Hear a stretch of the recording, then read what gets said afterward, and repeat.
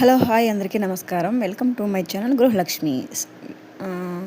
So friends, ఈరోజు నేను బెండకాయ గొజ్జు చేస్తున్నాను. సో నా లాంగ్వేజ్ నేను కంఫర్ట్గా మాట్లాడుతాను అనుకుంటున్నాను. సో నా లాంగ్వేజ్లోనే, అంటే రాయలసీమ లాంగ్వేజ్ ఎలా ఉంటుందో సో అలాగే మాట్లాడతాను. సో మీకు ఇష్టమైతే నా వీడియో లైక్ చేయండి, ప్లీజ్ కామెంట్ చేయండి నా వీడియోస్కి.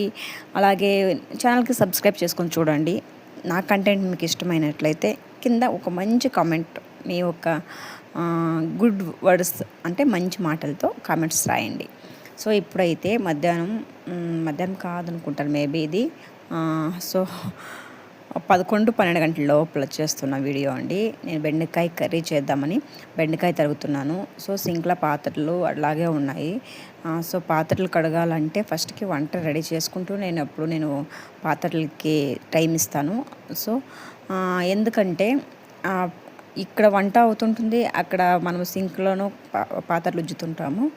అప్పుడు అట్ ఏ టైం 2 పనులు అనేది ఈజీగా అయిపోతాయి. సో అదే కారణానికి నేను ఇండివిజువల్గా పోయి పాత్రలు ఉజ్జాలంటే నాకు చాలా చాలా బోర్ అండి, నిజంగా చెప్తున్నాను. నాకు ఇష్టమైన ఏదైనా ఒక సీరియల్ కానీ లేదా ఫిలం కానీ పెట్టుకొని నేను అక్కడ పాత్రలు అనేది క్లీన్ చేస్తాను అన్నమాట. అలా అయితేనే నేను పాత్రలు ఇండివిజువల్గా కడగడానికి ట్రై చేస్తాను. లేదంటే వంట చేస్తూనే నేను పాత్రలు కడుక్కోవడం జరుగుతుంది. సో ఇక్కడ బెండకాయలు మొత్తం ముందుగానే కడిగేసి పెట్టుకున్నాను. ఇప్పుడు అవన్నీ ఇలా తరిగేసి ఒక బాండ్లీలో ఇలా వేస్తున్నాను. ఇక్కడ ఏమంటే బాండ్లు పెట్టారు కానీ కింద స్టవ్ వెలిగించలేదు, మీరు గమనించినట్లయితే. కొందరు లాస్ట్ వీడియోస్కి సేమ్ ఇలాగే నేను ఒక ప్రాసెస్ వీడియో చేస్తున్నప్పుడు మీరు మంట వెలిగించడం మర్చిపోయారు, ఎలా చేస్తున్నారు. సో నేను రెడీ చేసుకుంటున్నాను అన్నమాట, ఇంకా మంట వెలిగించలేదు. ఇప్పుడు అంతా కట్ చేసుకున్న తర్వాత నేను మంట వెలిగిస్తాను. బెండకాయ పులుసు, బెండకాయ వేపుడు, బెండకాయ కర్రీ. సో మనము బెండకాయలో చాలా వెరైటీస్ చేసుకుంటామండి.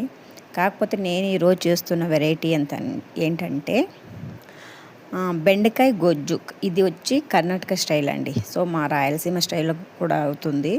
ఎలా అంటే బెండకాయ పులుసు ఆంధ్ర స్టైల్లో ఎలా చేస్తారో మీకు అందరికీ తెలుసు.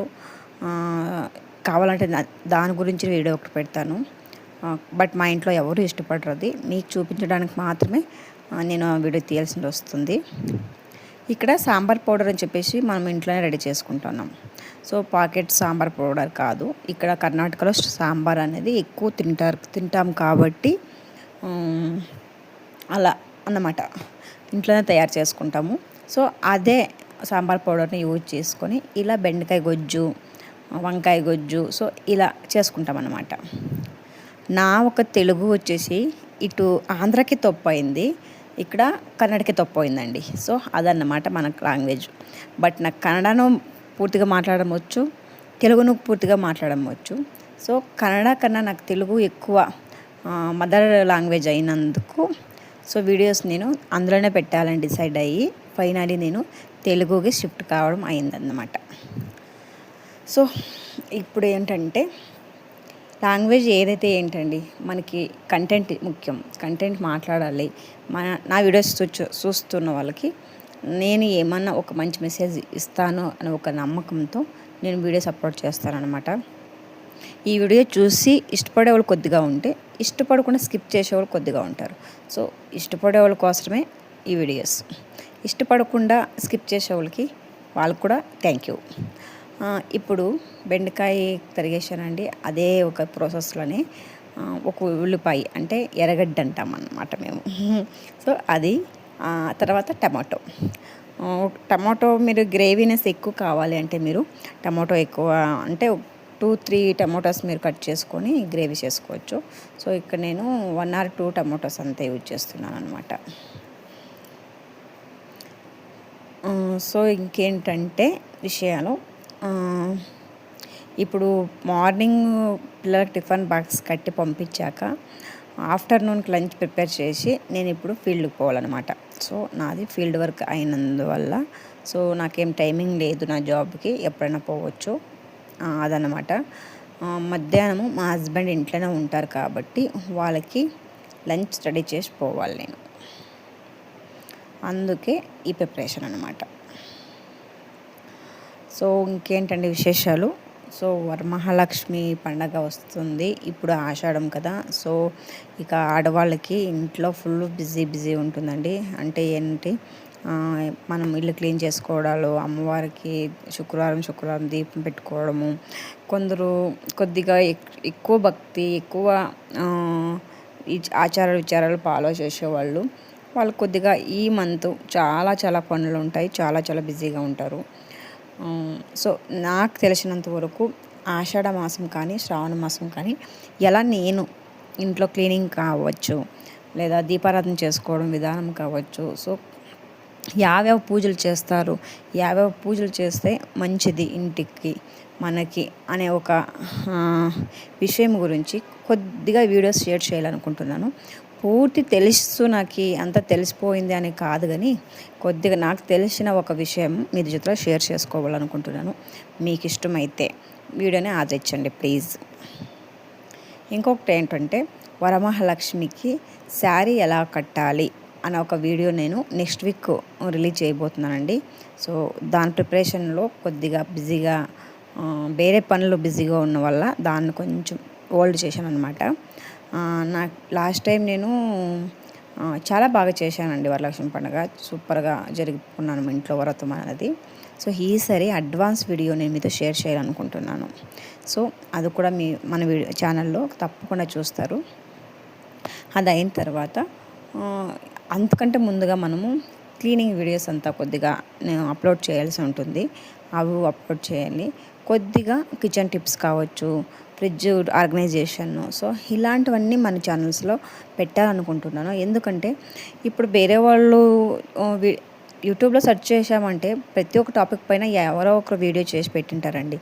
అది వాళ్ళ ఒక స్టైలు, వాళ్ళ ఒక కన్వీనియంట్, వాళ్ళు ఒక ఎలా అని చెప్తాము, ఇప్పుడు ఫ్రిడ్జ్ ఆర్గనైజేషన్ అన్నప్పుడు సో వాళ్ళ దగ్గర ఉన్న వస్తువులతో వాళ్ళు ఎలా ఆర్గనైజ్ చేసుకుంటారు.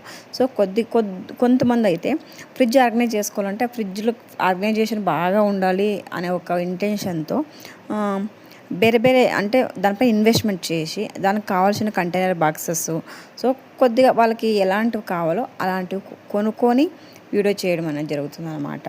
సో బట్ నేను ఇక్కడ నాకు ఉన్న ఒక వీలున్న ఒక సిచ్యుయేషన్లోనే నేను ఫ్రిడ్జ్ని ఎలా ఆర్గనైజ్ చేసుకుంటాను, సో నాకున్న కిచెన్ స్పేస్లోనే నేను కిచెన్ ఎలా రెడీ చేసుకుంటాను, ఎంత నీట్గా పెట్టుకుంటాను అనేది ఒక ఉద్దేశంతోనే నేను వీడియోస్ పెట్టాలనుకుంటున్నాను.